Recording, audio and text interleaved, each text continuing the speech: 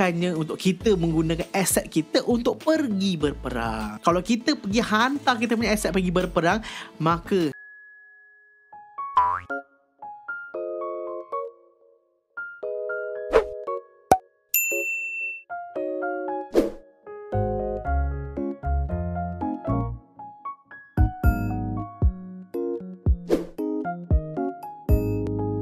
Assalamualaikum, Elsa di sini. Hai guys, hai semua, halo tetangga. Gimana kabar teman-teman semua? Semoga sehat selalu, semoga bahagia selalu, dan semoga hari teman-teman semua selalu good day.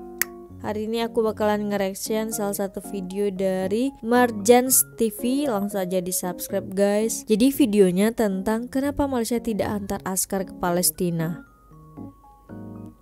Kira-kira ada yang tahu jawabannya?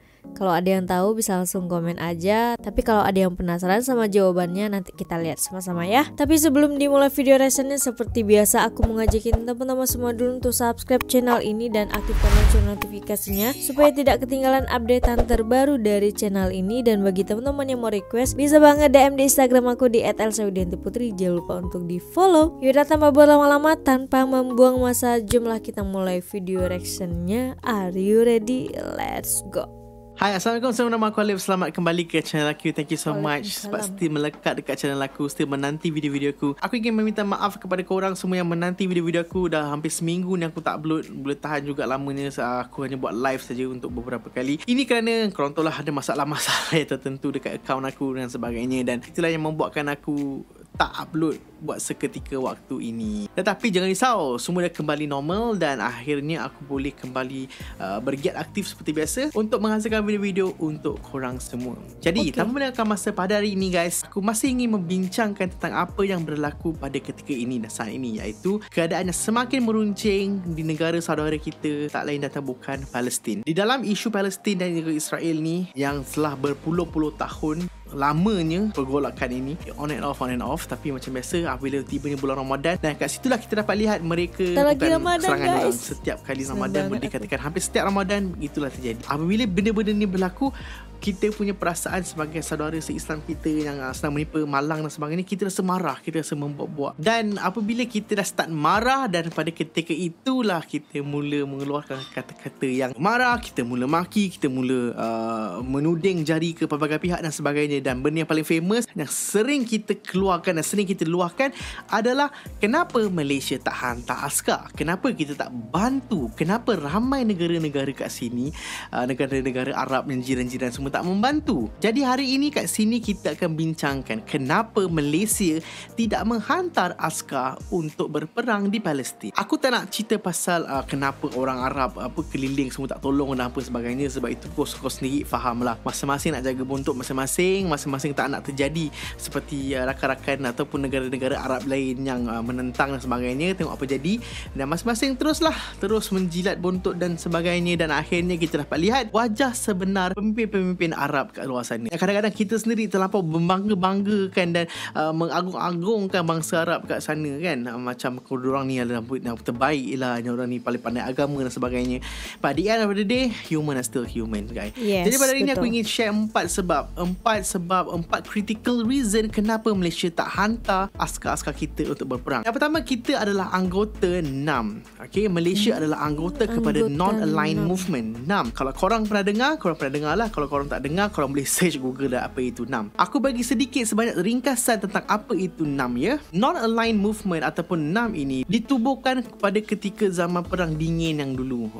Ada terdapat lebih kurang 120 negara dalam dunia ni yang menyertai pertubuhan NAM ini. Dalam bahasa Melayu, Non-Aligned Movement boleh dikira macam negara-negara berkecuali lah. Dia macam bukan kuasa-kuasa besar. Negara-negara bukan berkuasa besar ni, dia kenalah ada geng-geng dia untuk belong together supaya mereka ni dapat backup satu sama lain dan sebagainya. Objektif pertubuhan NAM ini adalah untuk memastikan negara-negara ini tidak terlibat secara langsung ataupun tidak langsung dengan negara-negara yang besar dalam peperangan dan sebagainya. Kita dalam pertubuhan NAM ni tak boleh sibuk-sibuk. Apabila negara-negara besar ni berperang ke, ada political issue ke dan sebagainya, kita ni tidak boleh nak memandai-mandai, kita ni tak boleh nak campur tangan. Dan juga sebaliknya, apabila berlakunya world political issue antara kuasa-kuasa besar ini, negara-negara kecuali dalam 6 ini dijaga oleh pertubuhan ini agar tidak dijadikan pawn ataupun apa dia panggil tu, dipercaturkan lah pawn dalam chess tu. Kita ni tidak digunakan oleh kuasa-kuasa besar ini demi kepentingan negara-negara yang besar ini, alright, di dalam politik dunia, di dalam peperangan dan sebagainya. Kita ni dikecualikan, kita ini dijaga oleh pertubuhan ini untuk dikecualikan untuk terlibat secara langsung atau tidak langsung untuk perkara-perkara tersebut. Jadi macam kita ni tak adalah digunakan oleh negara-negara besar, kuasa-kuasa besar untuk digula-gulakan, untuk dijadikan boneka ketika perang ke, ketika konflik politik dunia ke dan sebagainya. Kita ni macam aku tak campur, kau tak campur, kau tak nak suruh aku buat ni, kau tak suruh aku buat tu, aku negara-negara berkecuali. Itulah cerita dia secara ringkas dan basic tentang 6 ini. Dan oleh kerana itu, kita tidak boleh nak sibuk-sibuk untuk menghantar askar ke, nak buat apa ke, ataupun campur tangan dalam isu politik ataupun isu perang antara Israel dan juga Palestin. Secara official, secara rasminya, kita tak boleh nak sibuk-sibuk nak hantarlah apa. Sebab kita ni adalah negara yang terlibat di dalam pertubuhan 6 ini.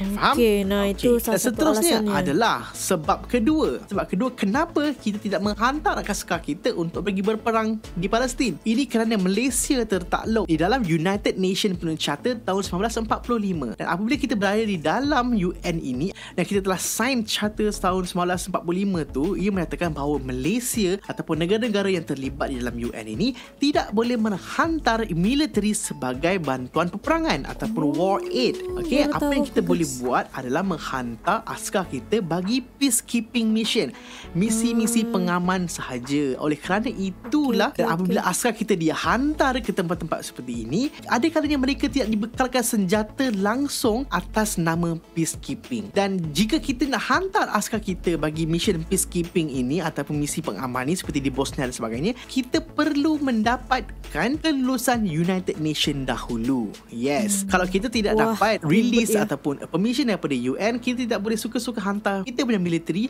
askar kita pergi ke negara yang sedang bergolak, even untuk misi pengaman. Itulah cerita dia. Apatah lagi reason untuk pergi berperang memang tidaklah dibenarkan oleh UN, oleh kerana kita dah sign di bawah PBB ni punya charter pada tahun 1945 itu. Reason yang ketiga kenapa kita tidak menghantar askar kita ke Palestin juga adalah kerana kita tertakluk di dalam ASEAN punya charter tahun 2009. Kalau korang nak tahu, kita ni kan terletak di dalam gugusan negara ASEAN. Ada 10-11 negara dalam ASEAN tu. Dan di dalam gugusan ini, di dalam pertubuhan ini, ahli di dalam ASEAN ini tidak dibenarkan untuk menghantar askar pergi berperang. Kita tidak dibenarkan untuk menghantar askar demi war intervention. Maksudnya macam pergi campur tangan ataupun intervene sesebuah negara itu, sesebuah peperangan itu sesuka hati. Kita tak boleh langsung. ASEAN ni, Asia Tenggara ni memang langsung tidak dibenarkan oleh pertubuhan ini bagi campur tangan dari dalam urusan pergolakan dunia, terutamanya peperangan. Okey, kenapa negara-negara ASEAN ni dia tak benarkan dia punya ahli untuk pergi tolong perang ke, pergi kacau orang perang ke, pergi masuk campur ke? Kenapa? Ini kerana negara ASEAN ni adalah negara-negara yang sedang membangun, okey, baru nak bertapak dan baru nak ada ekonomi yang baik dan sebagainya. Contohnya macam Malaysia, macam Brunei, macam Thailand dan sebagainya. Kita ni macam negara kecil yang ekonomi tak berapa nak power dan tetapi sedang meningkat naik. Lepas tu ada pertubuhan ASEAN itu, dia macam tolong each other. Jadi jikalau ahli-ahli negara ASEAN ini sibuk pergi berperang, secara tidak langsung ekonomi dia akan terjejas. Dan apabila salah sebuah ahli dalam negara ASEAN ni ekonomi terjejas, ini akan efek negara-negara lain dekat keliling dia. Sebab apa guys? Sebab kita di dalam ASEAN punya gugusan pertubuhan ASEAN ni, kita rely on each other in terms of dalam industri import ekspor kita punya minyak dan apa sebagainya. Kita rely dekat negara-negara jiran kita keliling ni. Jika kita punya negara ini terlibat, terbabit dengan peperangan dan sebagainya, ini akan efek dia punya sistem ini dan negara kita mula akan terjejas daripada sumber ekspor dan ataupun import. Dan apabila satu dominoes fall, dia akan dominoes effect kepada seluruh negara-negara lain. Walaupun negara-negara lain itu tidak terlibat dengan peperangan, jadi mungkin akan berdampak buruk bagi negara-negara di ASEAN lainnya gitu guys. Mungkin. Tapi kita ni contohnya kalau kita terlibat dengan peperangan, benda tu akan membabitkan negara-negara jiran kita dari segi ekonominya. Oleh kerana itulah negara-negara ASEAN punya geng ni dia tak boleh pergi kacau orang punya perang. Itulah cerita apa yang Malaysia Malaysia ada adalah cukup untuk pertahanan kita sahaja. Pertahanan negara untuk masing-masing pertahanan dalam gitu, negeri, guys. untuk pertahanan dalam negara kita daripada musuh, daripada serangan luar. Bukannya untuk kita menggunakan aset kita untuk pergi berperang. Kalau kita pergi hantar kita punya aset pergi berperang, maka tidak cukuplah kita punya aset untuk menjaga negara kita. Kita pergi hantar perang, subuh nak tolong negara orang, lepas tu Negara kita pula kena attack. So, jadi itulah 4 reason ataupun 4 alasan, 4 sebab kenapa Malaysia tidak menghantar kita punya askar pergi perang dengan Israel di Palestin. Aku harap korang faham dengan penjelasan aku yang basic ini. Ya, ini semua adalah basic research saja, basic maklumat yang korang boleh dapatkan di dalam internet. Untuk lebih lanjut, untuk pengetahuan lebih lanjut, korang boleh search sendiri dan korang boleh cari dan korang boleh nilaikan sendiri dan korang boleh fahamkan dengan lebih mendalam lagi kenapa Malaysia tidak menghantar askar kita untuk pergi berperang. Bukan kat Palestin je, kat mana-mana lah. Aku harap korang terhibur dengan video aku pada kali ini, dan aku juga mengharapkan bahawa dapat sedikit input yang bermakna ataupun berfaedah daripada video aku ini, supaya korang boleh sampaikan kepada kawan-kawan korang. Korang boleh share video ni kat kawan korang kalau korang rasa bermanfaat. Korang boleh like video ni kalau korang suka. Kalau korang tak suka, jangan malu, jangan segan, tekan je dislike, komen je kenapa korang tak suka. Kita boleh berdebat dekat ruangan komen. Thank you so much you guys for watching. Jumpa lagi di video akan datang bersama aku Alif di dalam channel aku Marjans TV. Stay positive, be a healthy Muslim as usual. Assalamualaikum warahmatullahi wabarakatuh. Waalaikumsalam. Nah, menurut aku penjelasannya ini sangat-sangat jelas, sangat-sangat singkat, padat, jelas. Jadi ada 4 alasan kenapa Malaysia tidak hantarkan askar ke Palestina ataupun ke negara-negara yang ibaratnya kayak berkonflik gitu guys. Jadi ada aturan-aturan yang udah tertuliskan kenapa Malaysia tidak boleh menghantarkan askar mereka ke negara-negara, ya seperti contohnya Palestina gitu. Apabila penjelasan dari abang ini kurang, teman-teman bisa langsung menambahkan aja alasannya kenapa Malaysia tidak hantarkan askar ke Palestina. Bisa langsung tulis aja di ruang komentar di bawah ini. Tapi kayaknya menghantarkan, kayaknya menghantarkan. Cuman itu kayaknya rahasia negara deh. Jadi kita tuh nggak boleh tahu. Yang penting mah kita doain gitu kan. Kita mendoakan saudara-saudara kita yang ada di Palestina supaya dilindungi oleh Allah Subhanahu Wa Taala dan lain sebagainya. Pokoknya kita terus berdoa untuk saudara kita yang ada di Palestina, oke? Yaudah guys, kayaknya cukup sekian video kali ini. Semoga memberikan informasi bagi teman-teman semua. Dari yang belum tahu jadi tahu, dari yang udah tahu makin tahu lagi, makin banyak ilmunya gitu. Jujur aku tidak mengetahui ini. Aku kira ya tidak ada alasan yang signifikan, tidak ada alasan yang bagaimana. Ternyata memang ada aturannya yang udah tertulis sejak dahulu gitu guys. Kenapa Malaysia tidak antarkan askar ke Palestina gitu. Dan bagi teman-teman yang suka sama video ini, jangan lupa untuk like, comment, subscribe, dan share juga ke sosial media yang teman-teman punya. Boleh tag aku di Instagram di @elsawidiantiputri. Jangan lupa di follow, dan kita ketemu di next video. Bye. Assalamualaikum.